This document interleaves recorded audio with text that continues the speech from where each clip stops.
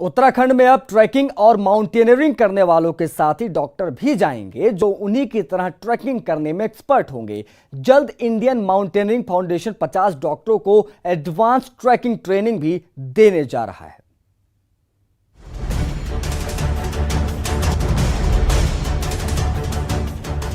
पहाड़ों में ट्रैकिंग करना किसी रोमांच से कम नहीं है।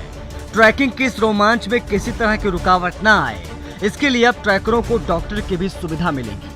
पिछले कुछ समय में ट्रैकिंग के दौरान कुछ हादसे हो चुके हैं, जिसके चलते इंडियन माउंटेनियरिंग फाउंडेशन ने ट्रैकरों को सही समय पर इलाज मिल सके, इसके लिए डॉक्टरों को एडवांस ट्रेनिंग देने का फैसला किया है। ये एक अच्छी पहल है और हिमालय के लिए होना भी चाहिए इस तरह के एक्सपीडिशनों के लिए, क्योंकि डॉक्टर को होना बहुत अनिवार्य है एक्सपीडिशनों के लिए। और IMF के द्वारा, NIM के द्वारा जो ये पहल की जा रही है, ये आने वाले समय के लिए हिमालय के लिए भी और माउंटेनियरिंग जितने भी एक्सपीडिशन होंगे उनके लिए भी और देश के पर्यटन के लिए भी बहुत अच्छी पहल है।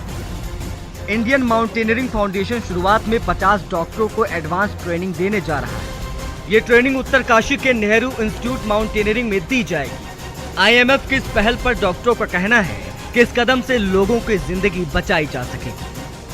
तो काफ़ी सारे कंट्रीज़ हैं जिनमें ये स्पोर्ट्स मेडिसिन के अंडर में आता है और बहुत अच्छा स्टेप है। अगर उस टीम में जो माउंटेनियरिंग के लिए जा रही है, हाइकिंग के लिए जा रही है, उसमें डॉक्टर साथ जाए और वो उन लोगों को सपोर्ट करे, तो लार्जर लेवल पे मुझे लगता है कि काफ़ी एक फॉरवर्ड स्टेप है ये। उत्तराखंड सहित हिमालय क्षेत्रों में माउंटेनियरिंग ट्रैकिंग बहुत होती है, लेकिन सभी सुविधाओं के बावजूद मेडिकल सुविधा नहीं मिलने से कई लोगों की जान खतरे में पड़ जाती है। उत्तराखंड सहित हिमालय क्षेत्रों में माउंटेनियरिंग ट्रैकिंग बहुत होती है, लेकिन सभी सुविधाओं के बावजूद मेडिकल सुविधा नहीं मिलने से कई लोगों को अपनी जान से हाथ धोना पड़ता है।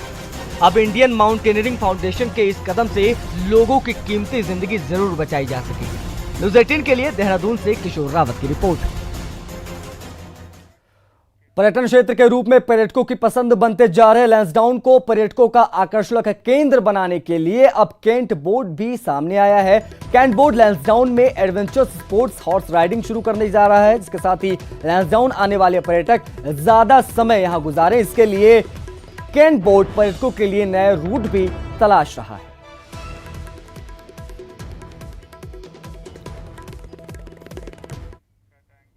राज्य सरकार खेल प्रतिभाओं को बढ़ावा देने के लिए लाख दावे भले करता हो, लेकिन हकीकत कुछ और कहानी बयां करती है। रुड़की की पूजा चौहान ने चीन में हुए केनोइंग काइकिंग में कांस्य पदक जीता था, लेकिन राज्य सरकार से उनको आज तक कोई सम्मान नहीं दिया गया। पूजा चौहान का कहना है कि उसने राष्ट्रीय स्तर पर कई मेडल जीते हैं, लेकिन उसे कोई सरकारी मदद नहीं मिली है। पूजा अब ओलंपिक की भी तैयारी कर रही है। फंड सपोर्ट ना करने के कारण मुझे थोड़ा वो रहता है, क्योंकि मेरे फादर ने बहुत पैसा खर्च करा है मुझे बाहर भेजने के लिए। पहली बार उत्तराखंड मतलब जो ये भारतीय इंडिया गेम है, ये पहली बार मतलब ओलंपिक के लिए सेलेक्ट हुआ है। वहाँ डेमो हुआ है चाइना में, अभी ओलंपिक में मैं गोल्ड मेडल लेके आऊंगी। देहरादून से रेल यात्रा करने वाले यात्रियों को 3 महीने तक दिक्कतें उठानी पड़ सकती हैं। देहरादून यार्ड की रीमॉडलिंग के चलते 10 नवंबर से अगले साल 7 फरवरी तक, यानी कि लगभग 3 महीने तक देहरादून में ट्रेनों का संचालन पूरी तरह से बंद रहेगा। इसी के चलते आज से इंदौर और काठगोदाम एक्सप्रेस का संचालन 3 महीने के लिए रद्द कर दिया गया। मेगा ब्लॉक के दौरान नंदा देवी एक्सप्रेस और जन शताब्दी एक्सप्रेस हर्रावल स्टेशन तक ही आएगी। ऐसे में रेलवे ने हर्रावाला स्टेशन की सुविधाएं बढ़ाने की कवायद भी शुरू कर दी है। बुलेटिन में फिलहाल इतना ही। नमस्कार।